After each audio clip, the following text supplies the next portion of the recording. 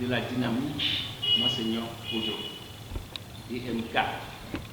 déclaration liminaire, face au mépris de la volonté populaire, au pillage des ressources nationales et à la trahison des intérêts du peuple, le réveil de chaque Togolais s'impose. Le Togo a connu le 22 février 2020 un moment historique de sa longue quête de l'alternance au sommet de l'État.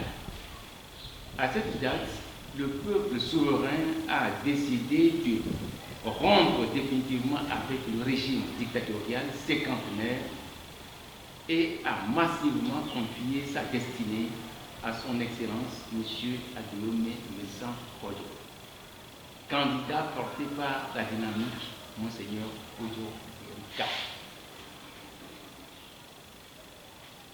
Fâcheusement, les ennemis du peuple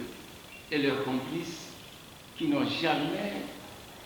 intégré dans leur conscience la possibilité d'une élection au terme de laquelle ils peuvent être battus ont cru sacrifier une fois encore la volonté populaire au profit des intérêts égoïstes. Ainsi, la Cour constitutionnelle,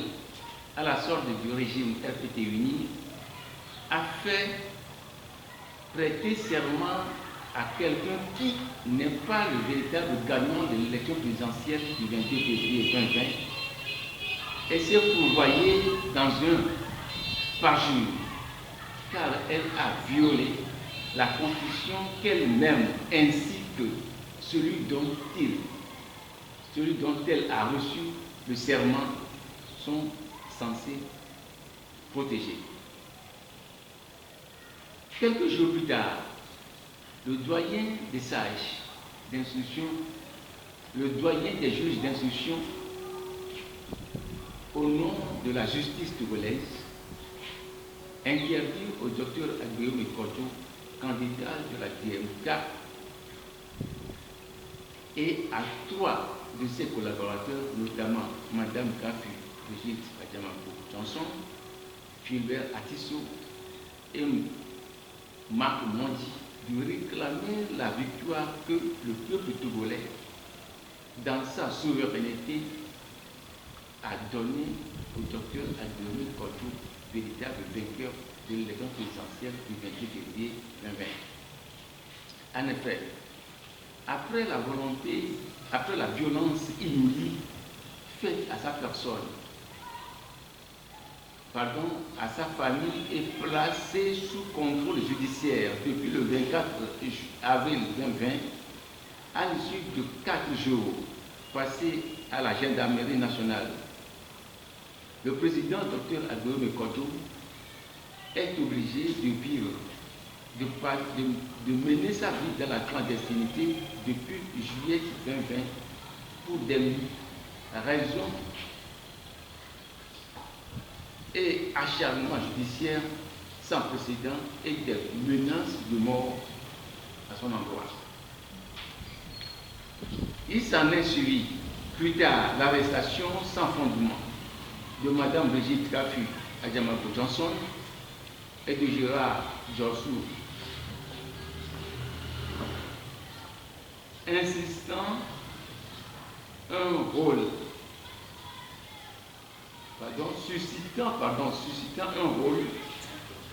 général à travers le monde entier. Pendant ce temps, le prophète Deko Kokou Esaïe et 118 autres prisonniers dénombré par le Comité de libération des détenus politiques dans son mémorandum en date du 16 février 2021 sont maintenus en prison. De surcroît, plusieurs assassinats des civils et militaires sont commis, notamment celui du colonel Bitala Madouba au lendemain de la prestation choquante et éhontée du serment de l'usurpateur du pouvoir d'État. La résistance qu'opposent les différentes structures de la DMK et plusieurs organisations de la société civile, des activistes politiques au pouvoir illégitime, ainsi que certains journalistes du Togo à travers le monde, mais au grand jour les tares de la gouvernance politique de notre pays, en poussant Faure Gnassingbé et ses complices à multiplier les scandales de tout genre. Par ailleurs, la pandémie de la COVID-19 est malencontreusement instrumentalisée par le pouvoir pour interdire toute manifestation publique et mesurer le peuple spolié de sa victoire. C'est dans cette situation politique déréglée que le pouvoir FPT Uni propose le 19 décembre 2020 un dialogue avec les partis politiques pour contrer la volonté populaire nettement démontrée en vue d'une alternance politique pacifique au moment même où Mme Adjamambo Johnson, M. Gérard Jossou et le prophète Dempo Korkou Esaïe étaient encore dans les geôles du service central des recherches d'investigation criminelle SCRIC pour des raisons aussi bien fallacieuses que fantaisistes liées à la réclamation légitime de la victoire confisquée de la DMK. La dynamique Monseigneur Kojo DMK a jugé utile de donner suite à cette invitation par un courrier en y exprimant sa disponibilité à prendre part à toute discussion qui tiendrait compte de ses préoccupations et qui contribuerait à la bonne gouvernance politique de notre pays. La DMK a, en conséquence, proposé que les discussions portent prioritairement sur les questions impératives, notamment le contentieux électoral né de l'élection présidentielle du 22 février 2020, l'abandon des charges et poursuites judiciaires contre les responsables de la DMK et le retour au Togo et en toute sécurité de tous les exilés politiques, y compris le docteur Messan Agoyome Kodjo, afin qu'il participe personnellement à ces discussions fondamentales sur l'avenir du Togo. Le régime ayant refusé de prendre en compte les préoccupations de la DMK, on en déduit que l'objectif inavoué de ce dialogue est de redistribuer les cartes pour utiliser les partis politiques de l'opposition qui pourraient servir de béquille pour le maintien du statu quo. C'est le lieu de saluer une fois encore la position courageuse du comité d'action pour le renouveau CAR qui avait vu juste la manœuvre et s'est retiré de ce pseudo-dialogue.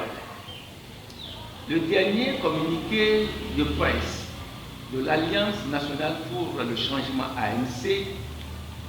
en date du 9 avril 2021 relativement à la frauduleuse élection pour le remplacement du défunt maire de la commune des Lacs 3 en dit suffisamment sur la mauvaise foi du pouvoir à laquelle participent malheureusement certains acteurs politiques cernés, censés défendre les intérêts supérieurs des Togolais. Nous regrettons les déconvenues auxquelles ils font face aujourd'hui et qui confortent la position de la DMK qui a refusé de prendre part à cette duperie. La DMK en appelle à la conscience des autres partis de l'opposition qui sont dans ce cadre de discussion à faire preuve de bonne foi pour se retirer de ce dialogue qui n'apportera aucune solution au problème togolais. La récente visite d'État effectuée par M. Faure Gnassingbé chez le président français Emmanuel Macron est considérée par plusieurs personnes comme un alignement de la France, de la plus vieille dictature du monde, ne saurait entamer la détermination des Togolais à se libérer de la dictature et de ses complices qui les maintiennent dans cette grande pauvreté malgré les innombrables ressources dont Dieu a doté notre pays. Seuls ceux qui sont aveugles par leur propre méchanceté et incrédulité peuvent se douter encore de la duplicité des dirigeants français qui ont déjà montré par le passé leur mépris à l'égard des peuples africains en lâchant sans scrupule ceux qui considèrent hier comme leurs alliés après leur avoir reçu pompeusement et léché leurs pieds pour leurs intérêts égoïstes et criminels. Le cas du dirigeant libyen Muammar Kadhafi est édifiant à plus d'un titre. Il en est de même de la déclaration honteuse du ministre français des Affaires étrangères et de la coopération consistant à la reconnaissance tardive de la prétendue lettre de courtoisie adressée à Faure Gnassingbé. Ceci s'apparente à une régularisation de situations gênantes et ne peut en aucun cas émousser la volonté des Togolais à récupérer leur victoire volée de l'élection du 28 février 2020. Aussi, la DMK compte-t-elle sur l'impartialité de la justice française pour aller jusqu'au bout de sa plainte contre le journaliste Pierre Firtion et RFI pour leur forfait qui a plombé la lutte des Togolais pour la récupération de leur victoire confisquée. À cette phase de la résistance, des personnalités européennes et non des moindres nous apportent à la DMK leur soutien qui nous renforce. Il s'agit entre autres du député français Sébastien Nadeau, de Madame Brigitte Bergnam, députée au Parlement de l'État de Bremen, du PDG de Mediapart, M. Edwy Frenel, qui ont pris fait et cause des Togolais dans la lutte pour leur émancipation. La révélation des malversations financières dont la gestion des commandes des produits pétroliers désignés par l'affaire Adjaké par le journal L'Alternance de Ferdinand Haïté a donné lieu à une mission de contrôle et de vérification réalisée du 29 juillet au 18 septembre 2020 sous la supervision du monsieur Dimba N. Ibrahim en sa qualité d'inspecteur général des finances. Si l'on en croit le contenu du rapport de la dite mission des personnalités togolaises dont les hauts cadres du parti FPT-UNIR auraient détourné près de 492 milliards de francs dans les opérations liées à la chaîne d'approvisionnement et de stockage des produits pétroliers au Togo. Cette situation a mis le gouvernement de fait de le mettre dans une telle confusion que le ministre Christian Grimoire a pu détourner l'attention des Togolais en faisant des déclarations mettant en doute la fiabilité du contenu de ce rapport, alors même qu'il s'agit des cadres du même gouvernement qui ont produit un tel rapport dont les conclusions sont querellées. Ce scandale financier, joint à celui révélé par la justice française, par la ténébreuse affaire de la concession du terminal à conteneurs au groupe Bolloré, montre à suffisance que la gouvernance incarnée par le chef de l'État sortant et son gouvernement viole non seulement les dispositions de l'article 46 de la loi fondamentale et celles de l'article 202 du Code pénal, mais aussi et surtout porte atteinte aux droits économiques et sociaux de tous les citoyens togolais. En effet, l'éclatement de l'affaire Bolloré et la constitution de partie civile de la DMK dans le procès qui attend M. Vincent Bolloré, Gilles Alice, directeur général du groupe Bolloré, et Jean-Philippe Doran, directeur international de l'agence Havas, filiale du groupe Bolloré, qui ont reconnu leur forfait en plaidant coupable, va certainement révéler la trahison du chef de l'État sortant, Faure Gnassingbé, qui a bradé les richesses du Togo aux étrangers en plongeant les Togolais dans une misère insoutenable. La DMK est étonnée qu'à ce jour, le procureur de la République, souvent prompt à réagir dans des cas de faits allégués, des faits allégués à l'encontre des acteurs politiques de l'opposition et des journalistes,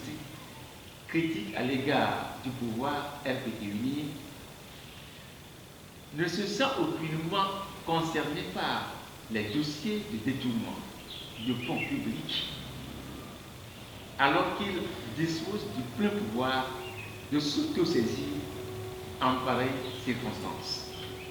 La DMK estime que si les auteurs de tels crimes hautement condamnables, ainsi que les magistrats chargés d'enquêter et de les juger, ne sont guère inquiétés, c'est qu'il est indéniable que le chef de l'État et premier magistrat avoue volontairement ou par inaction ces crimes économiques et forfaitures, ou qu'il se sent pris en otage par un système oligarchique qu'il a porté au pouvoir depuis 2005 et lui maintient contre toute volonté populaire. La DMK estime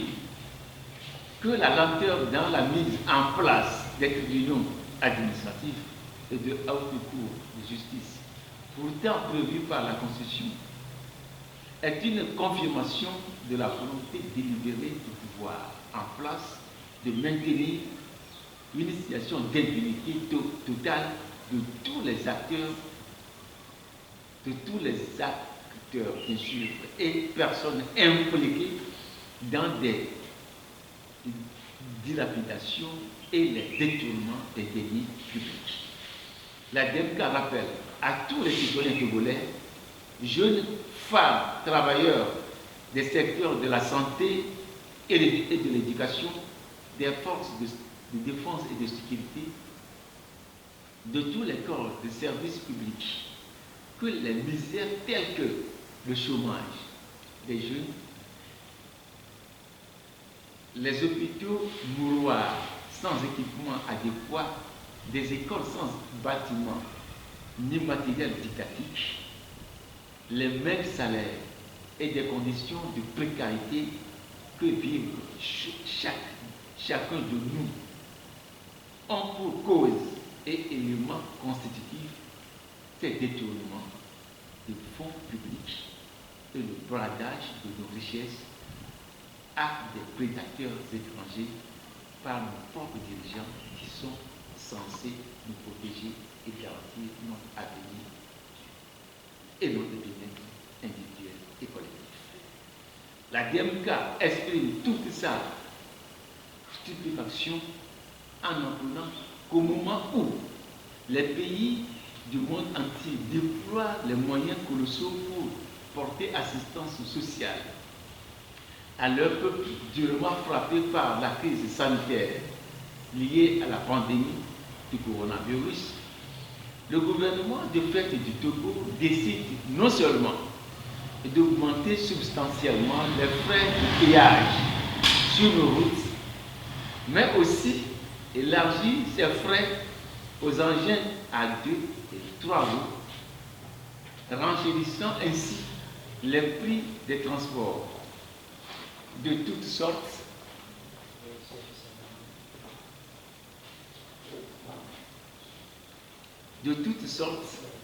et par ricochet les prix des produits de première nécessité aussi rendent la vie encore plus chère aux citoyens togolais. Était la formule trouvée par le gouvernement du fait de Lomé pour accompagner les Togolais dans cette dure épreuve de la période du Covid. La DMK en appelle à la responsabilité de tous les syndicats professionnels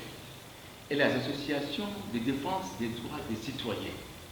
à conjuguer leurs efforts, malgré la restriction imposée des libertés publiques pour trouver les moyens d'aider les citoyens à sortir de cette misère qui leur est réservée. La DMK lance un vibrant appel à tout le peuple togolais et à tous les amis du Togo à sortir de la torpeur dans laquelle le régime dictatorial nous force de vivre malgré nous et en dépit de nos innombrables richesses pour reprendre notre destin en main en s'engageant ensemble dans la construction d'un Togo nouveau de l'ordre de l'humanité. Fait à Table-Beau le 24 avril 2021, la conférence des présidents.